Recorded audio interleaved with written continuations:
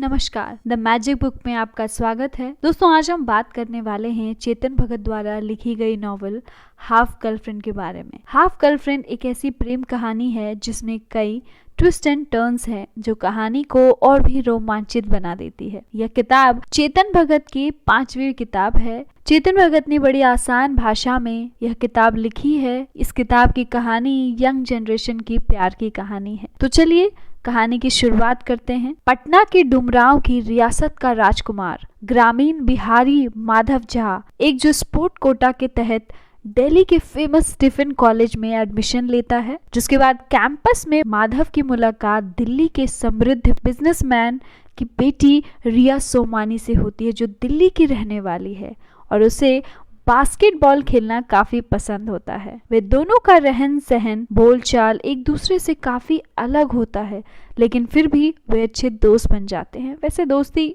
करने के लिए हमें उसकी लाइफस्टाइल को कभी जज नहीं करना चाहिए, है ना। जिसके बाद माधव को रिया से धीरे धीरे प्यार होने लगता है। दोस्तों, प्यार एक ऐसी चीज है, किसी से कहीं भी कभी भी हो सकती है। वही माधव के साथ हुआ। रिया के लाइफस्टाइल के बारे में जानने के बावजूद उसे काफी पसंद करने लगा।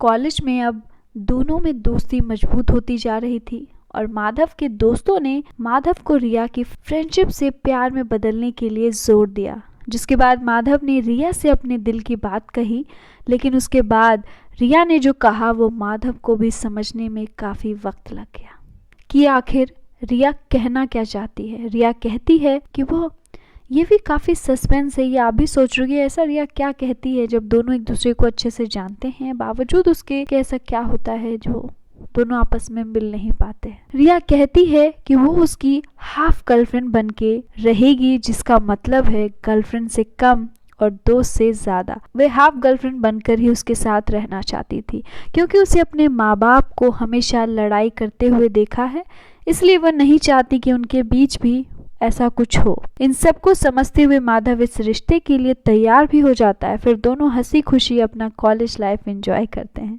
जैसे सभी लोग करते हैं। लेकिन उस दौरान माधव और रिया के बीच कुछ ऐसा होता है जिसके बाद दोनों की जिंदगी ही बदल जाती है। दरअसल एक दिन जब रिया उसके हॉस्टल के कमरे में आराम कर रही होती है तो माधव उसके करीब जाने की कोशिश करता है, पर रिया को यह सब अच्छा नहीं लगता और वह माधव से अलग हो जाती है और रिया माधव को इग्नोर करने लगती है। लेकिन कुछ दिन बाद रिया माधव को इंडिया गेट पर बुलाती है, जहां वे अक्सर समय बिताया करते थे, क्योंकि इंडिया गेट दोनों का फेवरेट मीटिंग प्लेस होता था। जैसे हर फ्रेंड्स ग्रुप का अपना एक सीक्रेट एक मीटिंग पॉइंट होता है, वैसे उनका भी था। और जहां मिलने के बाद रिया अपने इंग्लैंड जाने के बारे में उसे बताती है और साथ ही साथ अपनी शादी का कार्ड भी उसे देती हुई चली जाती है, जिसे देखने के बाद माधव का दिल टूट जाता है।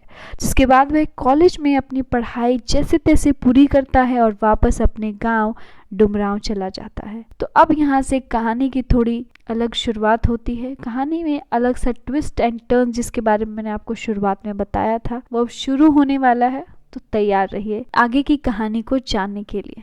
जहाँ माधव की माँ गांव में अलग अलग स्कूल चलाती है और वह उदास है, क्योंकि वे स्कूल में शौचालय न होने की वजह से लड़कियां स्कूल नहीं जा पाती हैं। जिसके बाद माधव अपनी माँ के साथ रहकर उनके काम में हाथ बटाने लगता है। ऐसे ही समय बीतता जाता है। माधव अपने कामों में अपनी माँ के साथ बिजी रहने लगता है। जिसके कुछ साल बाद ही माधव रिया को पटना के एक होटल में मिलता है। वे दोनों आपस में बातें करते हैं और रिया बताती है कि वह एक टूथपेस्ट कंपनी के लिए काम करती है। उसी के सिलसिले में वे वहां बिहार आई है।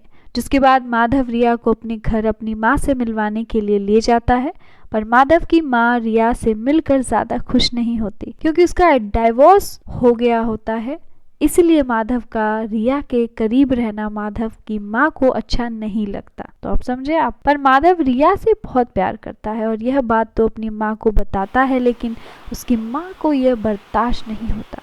जिसके बाद वे रिया माधव की जिंदगी से दूर जाने के लिए बोलती है, लेकिन बिल गेट्स फाउंडेशन के कार्यक्रम के कारण रिया वहां माधव के लिए कुछ दिन रुक जाती है। जिसके बाद माधव रिया से इंग्लिश सीखना चाहता है क्योंकि उसे बिल गेट्स फाउंडेशन के कार्यक्रम में सबके सामने उसे अंग्रेजी में स्पीच देनी होती है ताकि वे अपने गांव के स्कूल के लिए पैसा इकट्ठा कर सके और स्कूल को अच्छा बनाकर उसे सभी सुविधाएं देकर स्कूल को बेहतर बनाना चाहता है ताकि ज्यादा से ज्यादा लड़कियां स्कूल पढ़ने के लिए जा सके। इसके बाद माधव की स्पीच से Bill Gate foundation manager impress हो जाता है और उसको न्यूयॉर्क में जॉब ऑफर करता है। इस बीच रिया बिना कुछ बोले माधव की लाइफ से चली जाती है। न्यूयॉर्क में माधव अपने स्कूल के साथी शैलेश के साथ रहता है और वहीं अपनी इंटर्नशिप के साथ साथ आगे बढ़ता रहता है। हालांकि उसका एकमात्र उद्देश्य रिया को ढूंढना है जो अब न्यूयॉर्क में किसी बार में गाना गा रही होती है क्योंकि उसे बार में परफॉर्म करना काफ़ी अच्छा लगता है।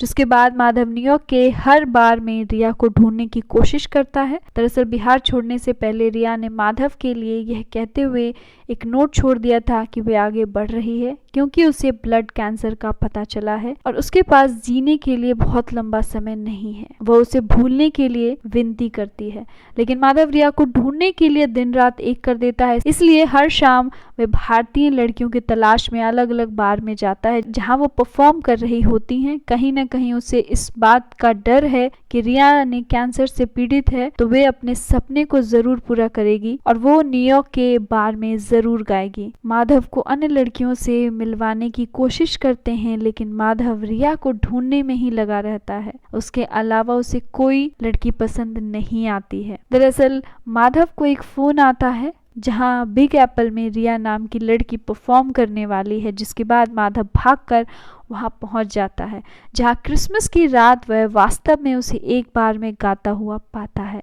और वह उसके लिए अपने प्यार का ऐलान करता है। इस मोड़ पर उसे वो बताती है कि उसे अपनी बीमारी के बारे में झूठ बोला था क्योंकि वह चाहती थी कि वह उसे बहुत दूर चला जाए। माधव और रिया सिमराव वापस लौटते हैं। वे यहाँ स्कूल की एक श्रृंखला चलाते हैं। उनकी बेटी भी यहाँ स्कूल जाती है और माधव की माँ रानी सहित एक पूरा परिवार पाकर बहुत ही खुश है। मुझे उम्मीद है कि ये कहानी आपको जरूर पसंद आई होगी। कृपया लाइक शेयर सब्सक्राइब करना ना भूलें।